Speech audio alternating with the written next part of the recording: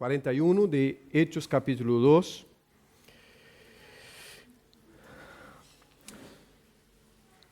En mi versión, los que tienen la Reina Valera, por ejemplo, o si tienen otra, pero hay una conexión que la Reina Valera dice, así que es la conexión natural con lo que viene pasando anteriormente, ¿no? Hasta lo que son los versículos anteriores. Por eso en el 41 se dice así que.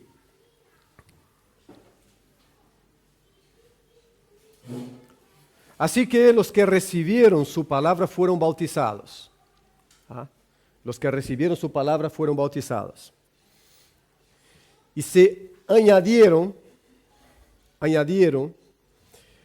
aquel día como 3,000 personas.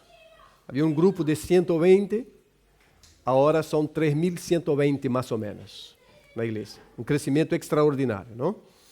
Problema por todo lado, seguramente. Entonces, y el 42 empieza a dar una dinámica interesante para la iglesia. Y perseveraban en la doctrina de los apóstoles, en la comunión unos con otros, en el partimiento del pan y en las oraciones. Y sobrevino temor a toda persona, y muchas maravillas y señales eran hechas por los apóstoles. Todos los que habían creído estaban juntos y tenían en común todas las cosas. Y vendían sus propiedades y sus bienes y los repartían a todos según la necesidad de cada uno.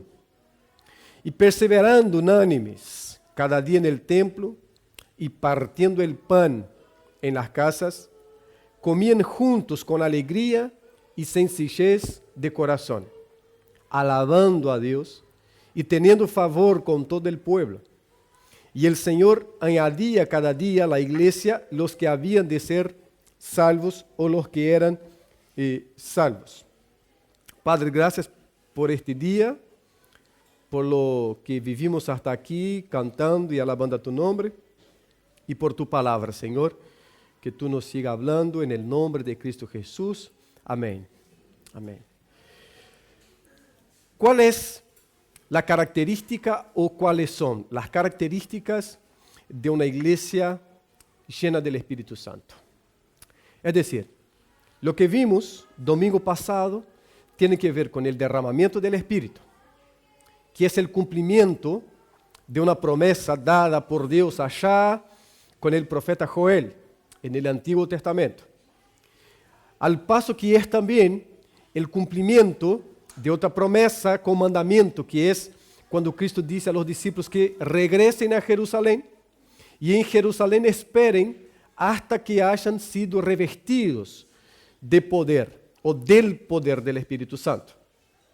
Cuando ellos están curiosos para saber cuándo Dios va a restaurar a Israel, el reino, y Cristo dice, este es un tema de mi Padre, a ustedes les concierne volver para Jerusalén, mantenerse en Jerusalén, hasta que del alto sean revestidos de poder y me van a ser testigos en Jerusalén, en Judea, Samaria y hasta los confines de la tierra. Ellos regresan a Jerusalén, están en el aposento alto orando y el Espíritu Santo se derrama y tenemos este mover de Hechos capítulo 2, que las lenguas repartidas como que de fuego, el ruido que entra en el lugar donde están, casa o templo, entra, llama la atención de los que están ahí, porque era una fiesta, como hablamos, y ellos van a ver lo que es, escuchan que los que hablan en su propio idioma, su dialecto, y eran más de 15 naciones allí representadas. Entonces esto genera dos grupos, un grupo que dice, esto es maravilloso, y el otro grupo que dice, acá hay una cantidad de gente borracha. Pedro se levanta en medio del pueblo y empieza a decir que no se trataba de borrachera, sino que era el cumplimiento de la promesa que Dios había dado al profeta Joel, que en los últimos días, en los postreros días, días que fueron inaugurados con Cristo Jesús. Entonces, los postreros días son días que ya fueron inaugurados con Cristo Jesús. Estamos en ellos hace tiempo, en estos postreros días. Y que lo que estaba pasando allí era eso.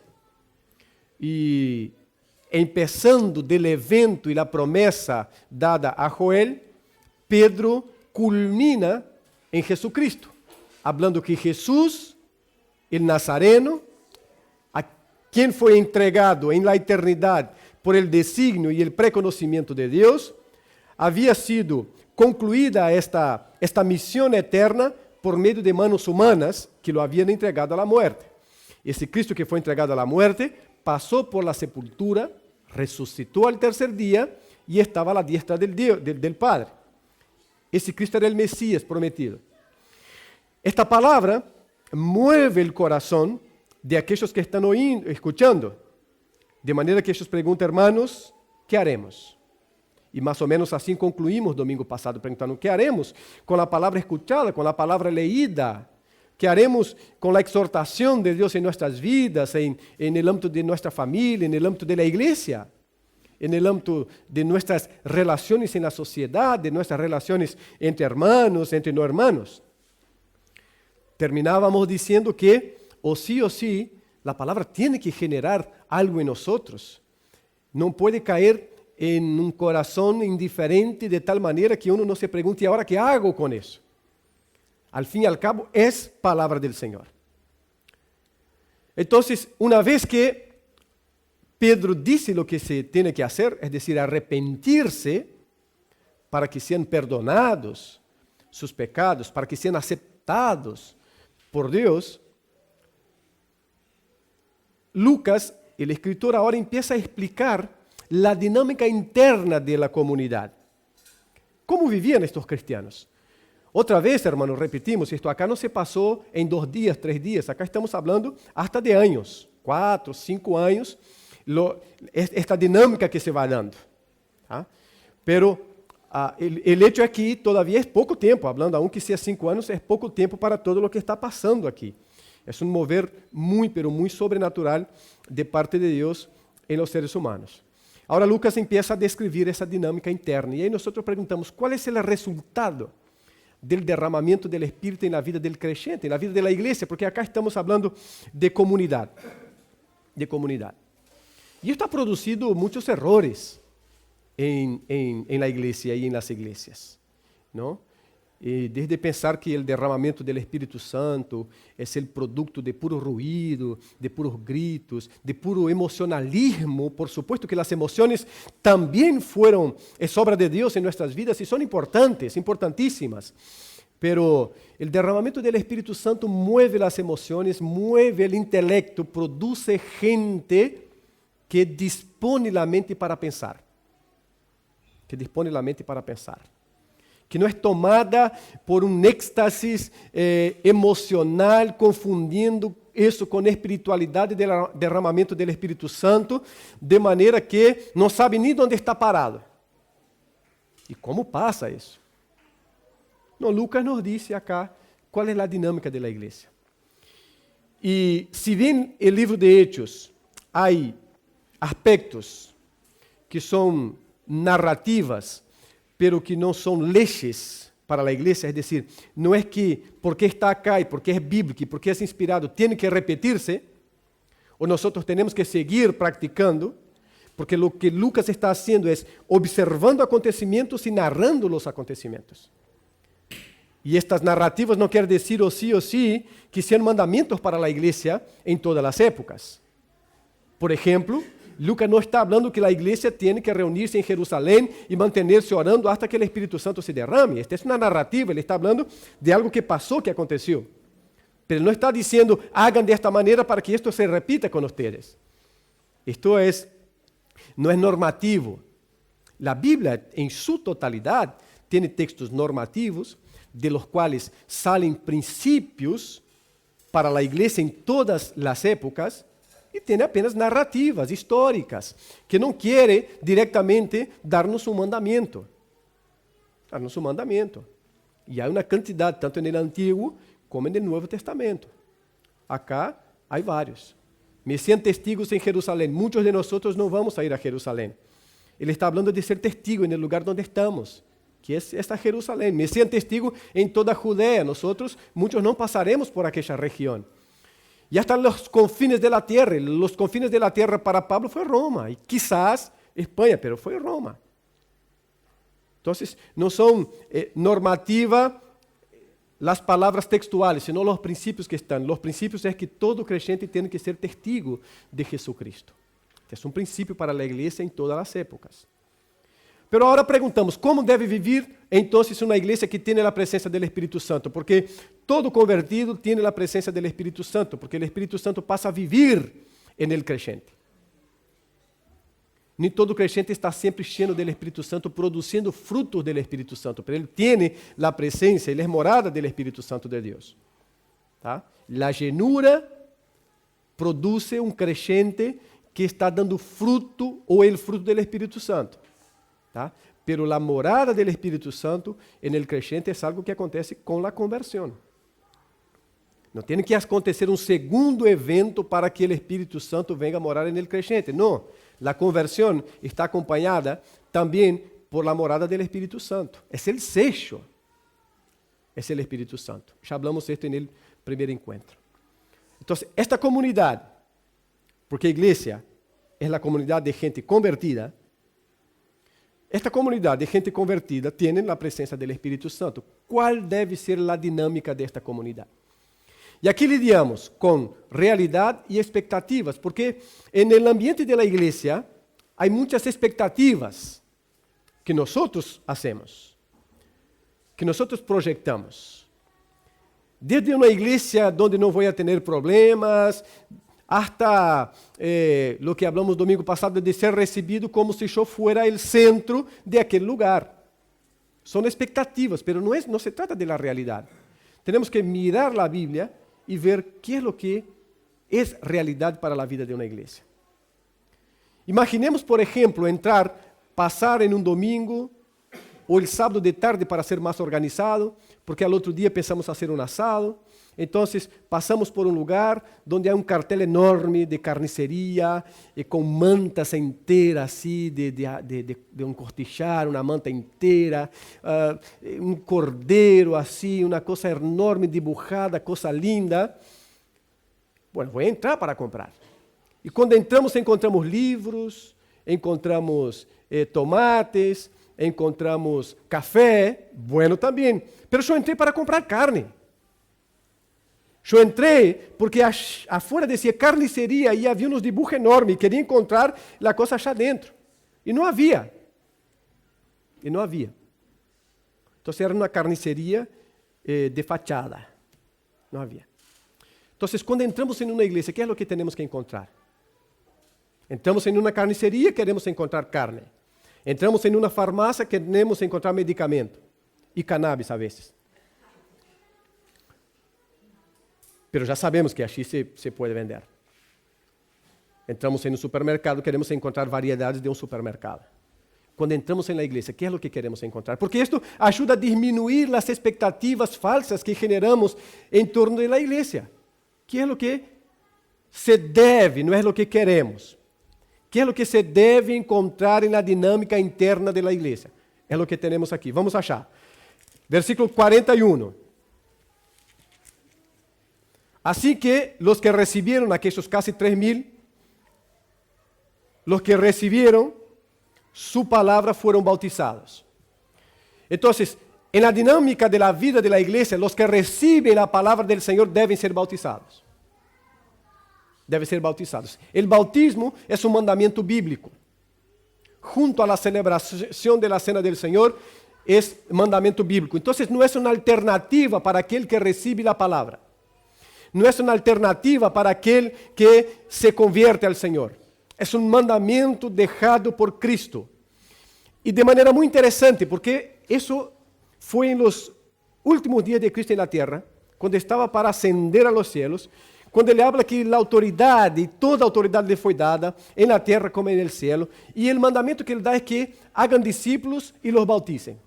El bautismo es un mandamiento bíblico. Entonces, todo aquel que recibe la palabra, como recibieron ellos acá, él debe pasar por esta persona debe pasar por el bautismo. Y Lucas deja claro que esto pasó. Así, los que recibieron su palabra fueron bautizados. Y se añadieron aquel día como 3.000 personas, 3.000 bautizados. Y acá se hace una distinción. Fueron bautizados los que recibieron la palabra. El bautismo, entonces, no es un acto de conversión. El bautismo es la actitud de un convertido, que todavía está empezando a caminar y tiene la vida por entender lo que es la vida y la práctica de la vida cristiana. Pero no es una actitud de conversión, es la actitud del convertido. ¿Ah? Entonces, recibieron la palabra y esta es la secuencia misma. Recibieron la palabra y fueron bautizados. No se bautiza a nadie para después recibir la palabra, porque el bautismo no genera nada que no sea una actitud de obediencia a aquellos que se bautizaron, que se convirtieron. Entonces, ¿qué es lo que se espera en una iglesia, en aquellos que reciben la palabra? Que la persona se bautice. Así de sencillo. Se va a bautizar. Pero sigue, el versículo 42. Y perseveraban, y entra una palabra muy importante, porque ellos hacían fuerza para mantenerse en algo. Se esforzaban para mantenerse en algo. No entendieron que esto sería natural, sino que ellos tenían que esforzarse. Y por eso perseveraban. ¿Y perseveraban en qué? ¿En qué una iglesia tiene que perseverar? Lucas dice que en la doctrina de los apóstoles. La doctrina de los apóstoles es la enseñanza de Cristo. Los apóstoles fueron aquellos autorizados para enseñar, transmitir con fidelidad la enseñanza de Cristo. Cuando se dice la doctrina de los apóstoles, tanto acá en Hechos como en Efesios, por ejemplo, que dice que la iglesia está fundamentada en la doctrina de los apóstoles, se está hablando de la enseñanza de Cristo, lo que Cristo enseñó, lo que Cristo transmitió y lo que el Espíritu Santo inspiró a estos hombres para escribir. Ellos perseveraban en la doctrina de los apóstoles. Mira, muchos de nosotros perseveramos en nuestro orgullo, muchos de nosotros perseveramos en nuestro ego, como iglesia. Perseveramos en nuestros errores porque cuesta reconocer frente a todo. Imagina lo que es para un pastor llegar acá y reconocer me equivoqué. Entonces, seguimos perseverando en el error. Perseveramos en una cantidad de cosas, pero lo que Lucas dice para nosotros acá es que una iglesia no puede dejar de perseverar en la doctrina. Perseverar en el orgullo podemos dejar y debemos dejar. En el ego nuestro podemos dejar y debemos dejar. En el error debemos reconocer y dejar. Ahora hay algo del cual no podemos dejar, son las enseñanzas de Cristo. Entonces, ¿qué es lo que tenemos que esperar encontrar en una iglesia de Cristo? Gente que está perseverando en la doctrina de los apóstoles. Así hacemos la cosa bien sencilla, porque a veces esperamos encontrar muchas cosas, que no hay un problema en sí si están estas cosas.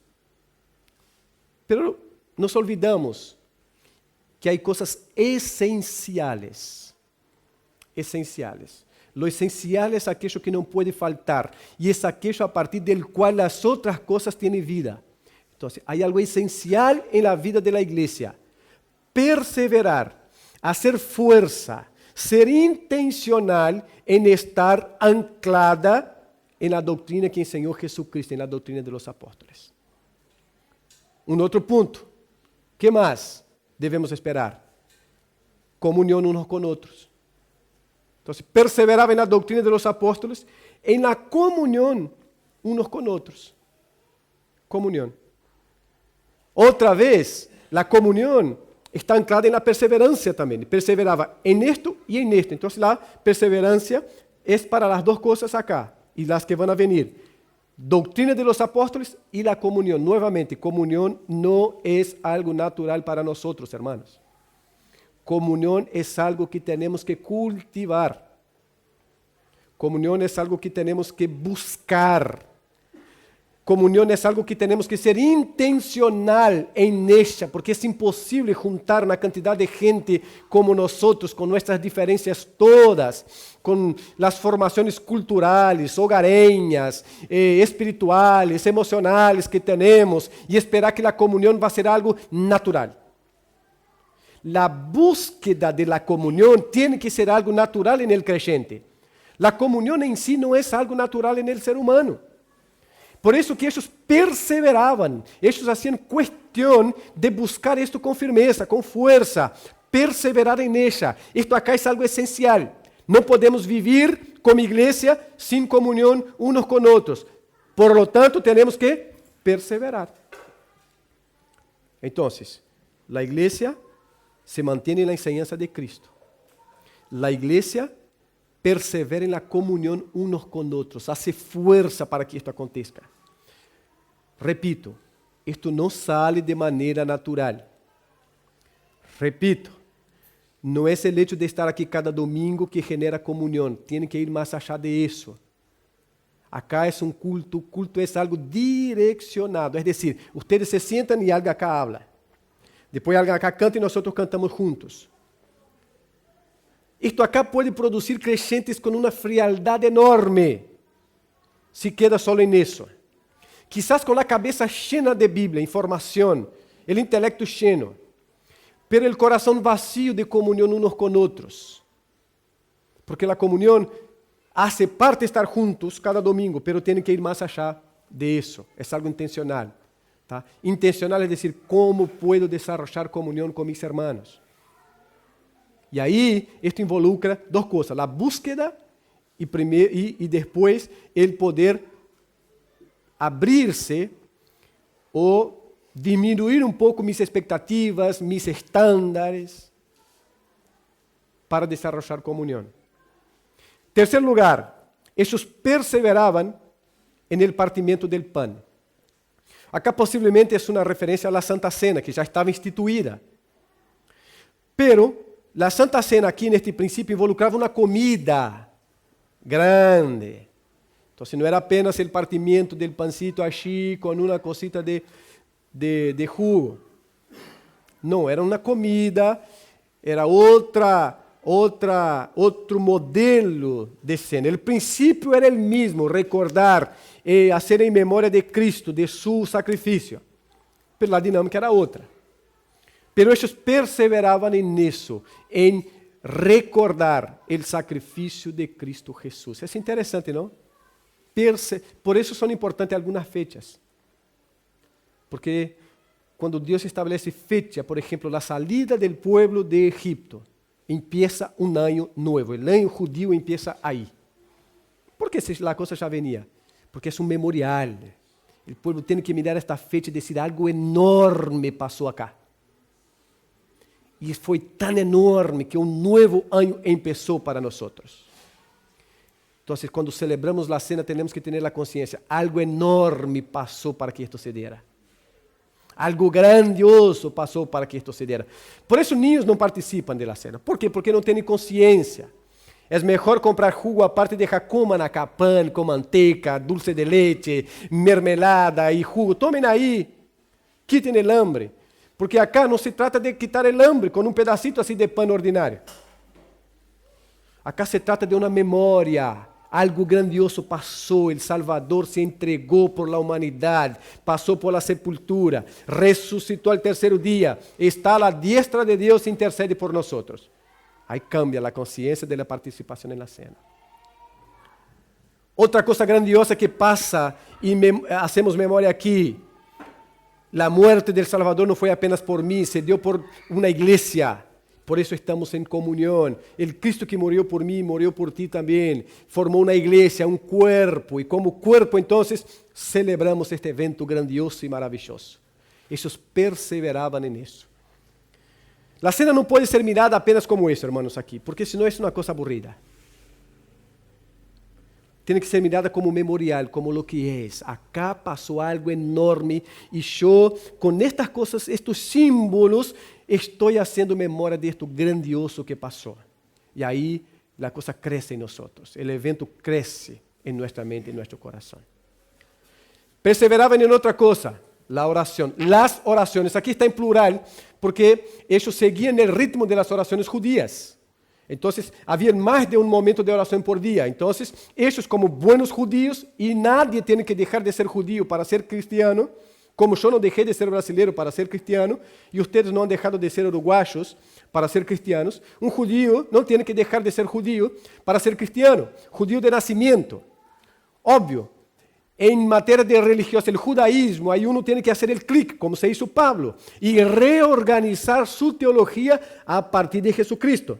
Pablo tenía mucha teología, pero estaba desvirtuada. Cuando conoce a Cristo, él reorganiza su teología a partir de Cristo, y ahí se transforma en el apóstol de los gentiles, que lo tenemos. Entonces, ellos seguían en las oraciones, el ritmo de las oraciones judías. Por eso se dice en plural, en las oraciones. Entonces, iglesia, ahí entramos. ¿Qué es lo que tenemos que esperar? Que todos vengan y me abracen. Hola, qué lindo y hermoso es que estés acá. No, se pasa, Bárbara. Se não passa, hermano, sentate aí tranquilo. É bueno. Pero cumpleaños, toda a comunidade se vai. Hermano, se o Facebook não acordar, nadie se vai acordar. Não tengamos esta expectativa. Andamos olvidando dentro de nossos hogares los cumpleaños, esta coisa. ¿Y qué querés? ¿Venir a la iglesia para que se acuerde de tu cumpleaños? Por favor. Si se acuerda, bárbaro, es lindo, no estoy hablando que es malo. Solo estoy hablando así, no genere expectativas así. ¿Por qué? Porque cuando miramos la Biblia hay otras cosas esenciales que no pueden faltar en la vida de la iglesia. ¿Cuáles son? Perseverancia en la doctrina de Cristo, en la enseñanza de Cristo. Comunión unos con otros. Acordándose o no de los cumpleaños. El partir del pan, las oraciones. Esto no puede faltar. Entonces, cuando en la iglesia no están estas cosas, ahí tenemos que preocuparnos. Ahí tenemos que aburrirnos de alguna manera y buscar entender por qué no se está dando y buscar que se dé.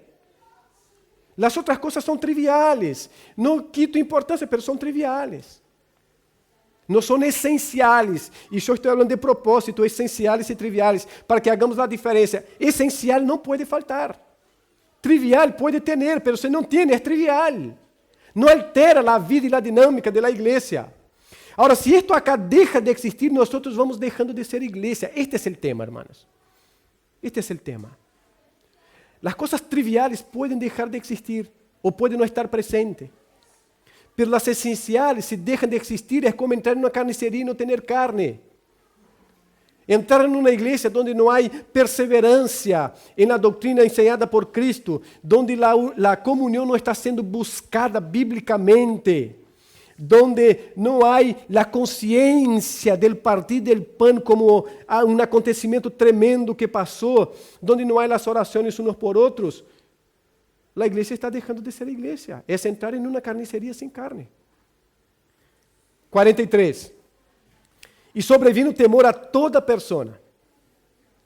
E muitas maravilhas e señales eram hechas por los apóstolos. Deus estava confirmando todo o que estava passando aqui por meio de los apóstolos. Então, eram milagros, maravilhas que eram hechas entre o pueblo, de maneira que temor de Deus descendió sobre todo o pueblo aqui. Todo como uma maneira de dizer sobre a grande quantidade de gente que estava. El todo acá no es todo. Gabriel le gusta el todo y todo. El todo acá no es todo, porque había allí todavía gente en contra de Jesucristo. ¿Tá? Todo se está hablando de un grupo grande. Tá? Entonces, sobrevino temor. Pero esse temor sobrevino. La iglesia no impuso temor a nadie. No foi por fuerza, no foi por poder, porque esto pasó muchísimo. No foi por influência junto al Estado que vino o temor sobre a gente. Sobrevino tal como sobrevino o Espírito Santo, por força de Deus, por obra del Senhor, por las manos del Senhor, sobrevino o temor a toda a gente. E Deus iba confirmando sua autoridade sobre os apóstolos por muitas maravilhas. 44. todos los que habían creído estaban juntos. Esta perseverancia en la comunión hacía que ellos quisieran verse, estar juntos, orar juntos, partir el pan juntos, ¿tá? Y tenían en común todas las cosas. Y ahí lo que yo les hablaba al comienzo.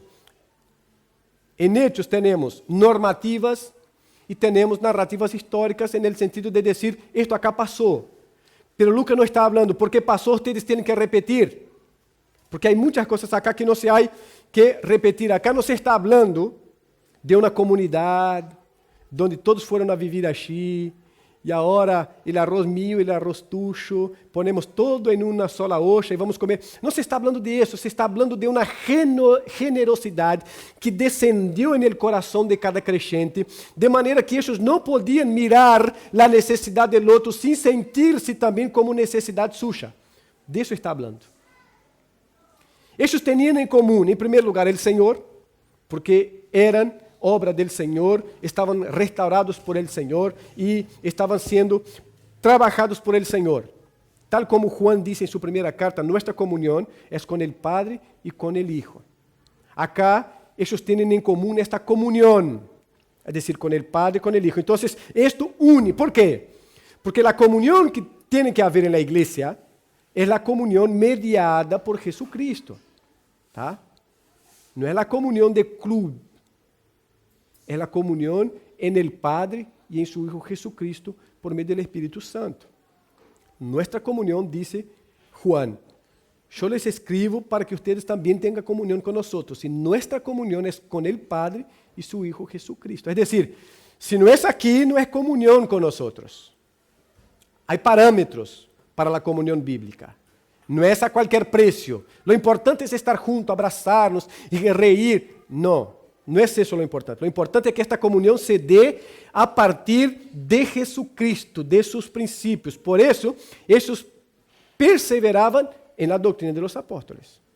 ¿Tá? No es a cualquier precio. Bueno, todos los que habían creído estaban juntos y tenían en común todas las cosas. No había este sentimiento egoísta de decir, esto acá es mío, arreglate porque yo trabajé toda mi vida para comprar y ahora, aunque yo pueda repartir, no reparto porque yo transpiré para conseguir. No, había en el corazón de ellos este sentimiento de que Dios me dio y no puedo ver a un hermano en necesidad teniendo cómo ayudar, teniendo cómo ser parte. Y esto acá se intensifica en el versículo 45. Y vendían sus propiedades y sus bienes y lo repartían a todos según la necesidad de cada uno. Nuevamente, no es un mandamiento a que salgamos vendiendo lo que tenemos para repartir. Solo se está hablando de un evento muy puntual que se dio y el corazón de ellos los corazones fueron tocados de tal manera que ellos empezaron a vender lo que tenían, propiedades y bienes. Y empezó a pasar a cada uno según sus necesidades. Después más en el texto del capítulo 4 se va a decir que ellos llevaban, depositaban los pies de los apóstoles y los apóstoles administraban. Pero era según la necesidad de cada uno. Es decir, lo que está en foco acá es la conciencia de que Dios me da bienes y yo no puedo ver mi hermano en necesidades pudiendo ajudar y no hacer nada. Eso es lo que está acá, como principio. No es salgan a vender sus propiedades. ¿Por qué? Porque esto va a quedar clarito en el capítulo 5, donde Pedro dice a Ananías y Zafira, ¿por qué vendieron? Nadie les pidió para vender. Y después de haber vendido, ¿por qué mintieron sobre el precio? La propiedad les pertenecía. Si ustedes vendieron, el dinero les pertenecía. Entonces, Ananías y Zafira no son fulminados, exterminados allí porque vendieron su propiedad y no dieron la plata, porque mintieron. Pedro dice, porque mintieron al Espíritu Santo. Entonces no es una obligación acá. 46, nuevamente la perseverancia. Y perseverando, entonces nos dice que esto era una práctica en la vida de esta primera comunidad. Y perseverando. No perseveraron. No es algo que quedó atrás, es algo que se está dando en el tiempo y en el espacio de esta vida de la comunidad cristiana primitiva. Y perseverando unánimes cada día en el templo. Nuevamente volvemos a lo mismo de la oración. os discípulos siguieron yendo al templo. Seguramente sin ofrecer sacrificios ya, pero siguieron yendo al templo. Capítulo 3, vamos ter um evento de Juan e Pedro na porta do templo. Porque eles seguiam yendo al templo para as orações, seguiam como buenos judíos. Tá? Então, eles perseveravam, agora a consciência com a que vão ao templo é outra. Perseveravam cada dia no templo, e aí repitem, el partimiento, e partindo el pan em las casas, comiam juntos com alegria e sencillez del coração. Acá nos dá uma dinâmica interessante. Eles perseveravam em sua vida en el templo, pero havia algo mais informal. Partiam el pan de casa em casa. Eu falei de la comunhão. Não podemos esperar desarrollar comunhão viendo-nos uma semana acá, cada domingo. Eles tinham essa dinâmica. El templo e as casas. As casas passaram a ser lugar de desarrollo de la comunhão. Também se veían en el templo, se juntavam, oravam, hacían lo que se hacía en el templo, como cristianos agora, pero também expandiam essa dinâmica a las casas. De casa em casa, partiam el pan, comiam, desarrollavam comunhão. Havia algo mais informal entre eles. Comiam juntos com alegria, isto é importante também, não? Com alegria e sencillez de coração. Não era nada complexo, não era nada de outro planeta, não organizava, não sei, a carne com ouro alrededor. Não, chamava pão, gacheta criocha e el mate, e se sentavam nestes e compartiam, repartiam e tinham alegria no coração. Não era por el pão em si, sino por estar uns com outros, com esta consciência de gente salva por Cristo Jesus. 47, alabando a Deus. Nuevamente, mire como está alabar. Não é que alabaram ao Senhor, não é algo que quedou no passado. Se está falando de algo que se vai manteniendo no tempo, alabando ao Senhor. Se está falando que esta é uma prática na vida da comunidade, alabando a Deus. E teniendo, allá atrás se disse que sobrevino temor sobre todos. Agora diz que eles tinham, novamente, não impusieron, não buscaram, tá? Teniendo favor com todo o pueblo, porque a igreja ama ter o favor do Estado, da sociedade. E a vezes negocia princípios importantíssimos para ter estes favores, para ser bem vista na sociedade. Não é o que passa acá. Acá eles têm o favor, pero por el estilo de vida consagrado a Deus que eles estão levando. É Deus que está produzindo isso no coração da gente hacia los discípulos ou esta primeira comunidade acá, com muita gente já, quase 3.000 pessoas. Teniendo el favor de todo el pueblo. Esta comunidade evangelizava. A última parte do versículo não é que acontece porque aconteceu, não. E o Senhor añadía cada dia à igreja os que haviam de ser salvos. Os que eram salvos eram añadidos à igreja. Então, não há igreja sem gente salva. E não há salvo sem igreja.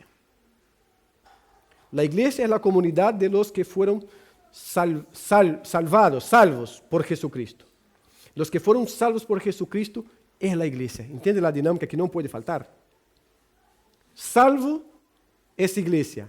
Igreja são os salvos. É uma união que não pode existir se ela não está presente.